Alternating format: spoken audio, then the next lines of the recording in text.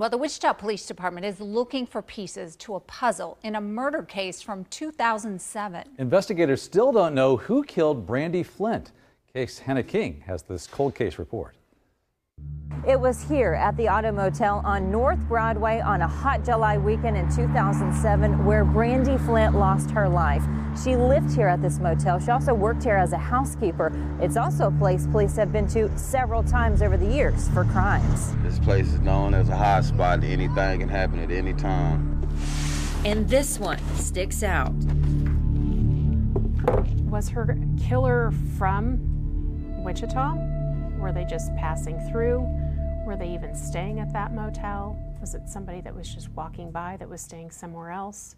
Brandi, who formerly went by Randy, was a working mom and doing her best to get by. It's a transient type of motel. People might be there for a day, people might be there for weeks, months on end. She'd been there several months, and you know, she was at least trying to make some income and cleaning rooms. Detective Addie Perkins, who is investigating Flint's case now, says Flint lost the key to her room one morning in 142, and she went to the night manager to retrieve a spare. But when she didn't bring it back like she said she would, that's when a coworker went to go check on her. It had been some time, not very long, probably less than about an hour.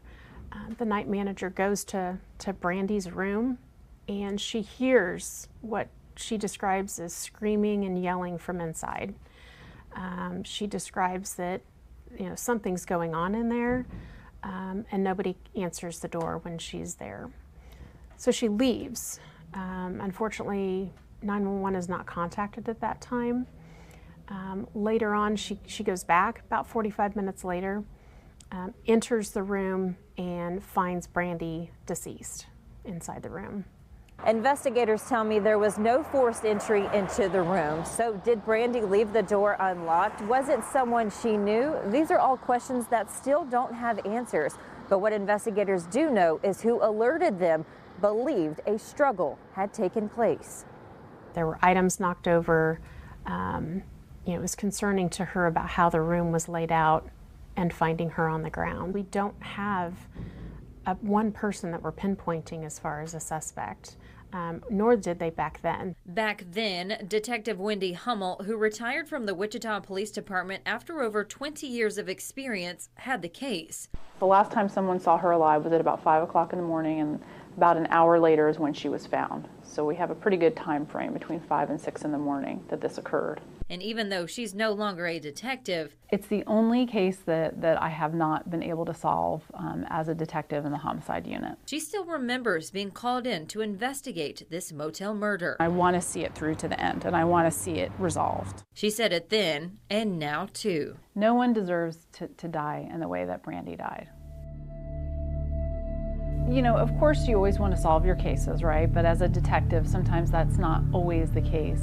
More for me in this particular case is that I just think she deserves, the person who did this to her, to come to justice, and I think her family deserves it.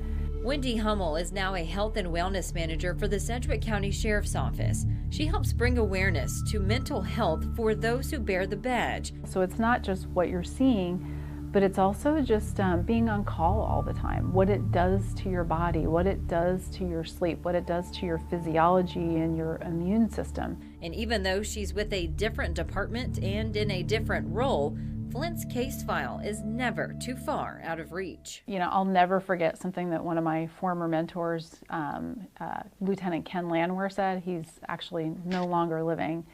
But he said, once you have a case assigned to you as a detective, you should never want to ever give it up. And that's held true for me. I feel like I still have a connection to this case, even though I've retired.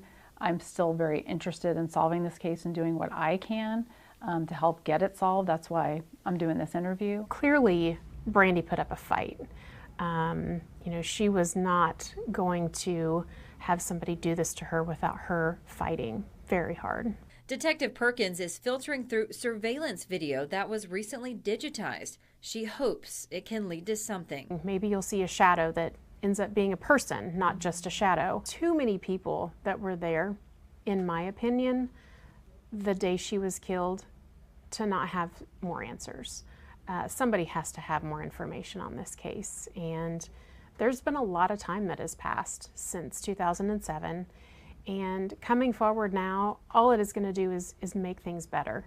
You know, we will still take information years later. That is why we're here. That is why we investigate these old cases. There's just somebody who knows something. There has to be. We're hopeful that something will come up. I'm hopeful that at some point we'll call the family and we'll tell them, hey, we do have answers for you.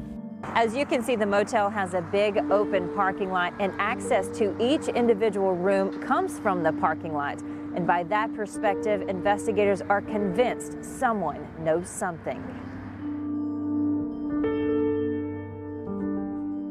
Detectives that day and over the years have talked to numerous people who were staying here at this motel at the time of Brandi's death, but to this day, no one has been held accountable for what happened. In Wichita, Hannah King, KAKE News on your side. Now, there was some DNA evidence left behind, and investigators are now in the process of retesting it. If you know anything about what might have happened to Brandi Flint, you're asked to call or email the Wichita Police Cold Case Unit. That information, along with this story, can be found on KAKE.com.